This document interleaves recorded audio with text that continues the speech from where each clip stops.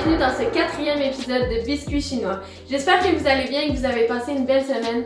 Moi, ça va super bien.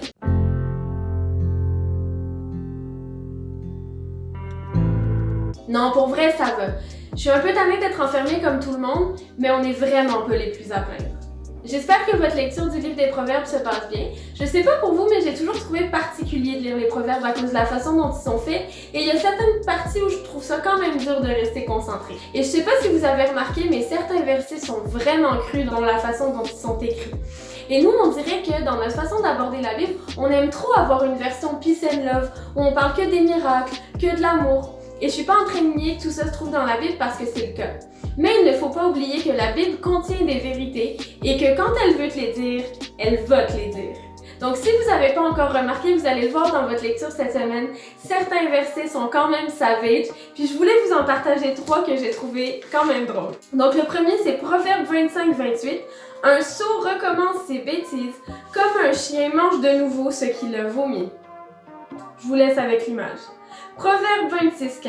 Le paresseux plonge sa main dans le plat, mais il trouve fatigant de la ramener à sa bouche.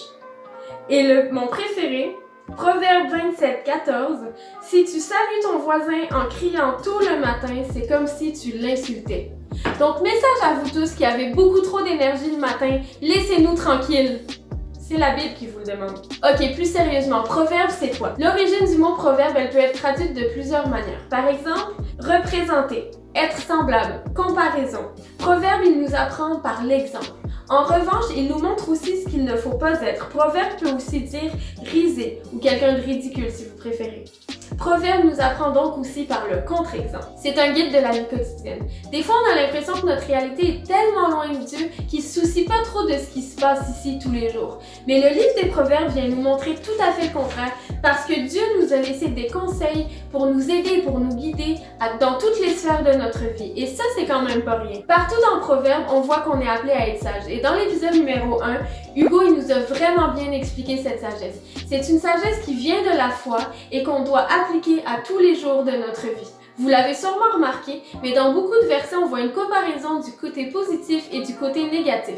En fait, c'est un procédé qu'on appelle un parallélisme antithétique. En fait, c'est un moyen de nous faire comprendre le contraste entre l'homme sage et l'insensé. Proverbe, il nous dresse le portrait de 2 types de personnes. Et je voulais te demander aujourd'hui, lequel des deux veux-tu être?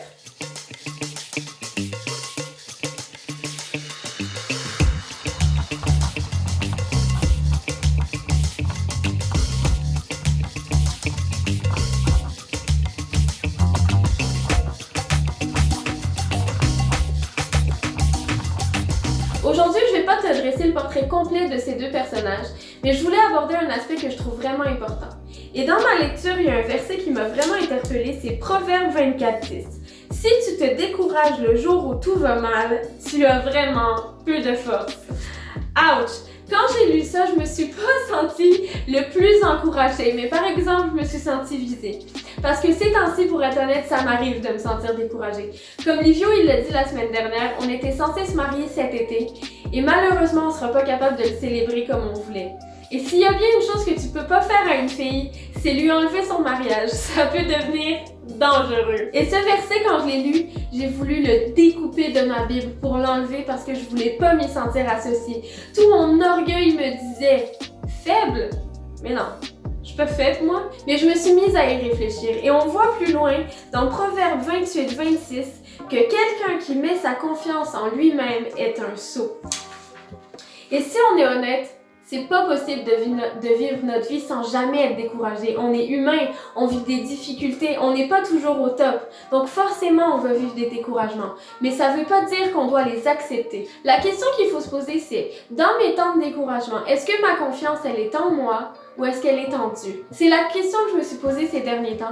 Et effectivement, je me suis reposée beaucoup sur mes propres forces. Et comme je contrôle rien en ce moment, je me suis vraiment découragée. Par contre, quand tu mets ta confiance en Dieu et non en toi-même, tu relâches tout, tu lui laisses le contrôle de tout, parce que de toute façon, tu l'as pas. C'est dans les temps les plus incertains que tu réalises à quel point mettre ta confiance en Dieu, c'est important. Parce que dans des moments comme celui-ci, Dieu, c'est la seule chose qui va rester certaine dans ta vie. Mettre sa confiance en Dieu, ça amène réellement une libération dans nos vies. Et je t'encourage à mettre les enseignements de Proverbes en application dès maintenant, parce qu'ils nous ont été donnés pour notre bien et pour nous guider. Parce que dans des temps nouveaux comme celui-ci où on ne sait rien, appuyons-nous sur le livre du Dieu qui sait tout.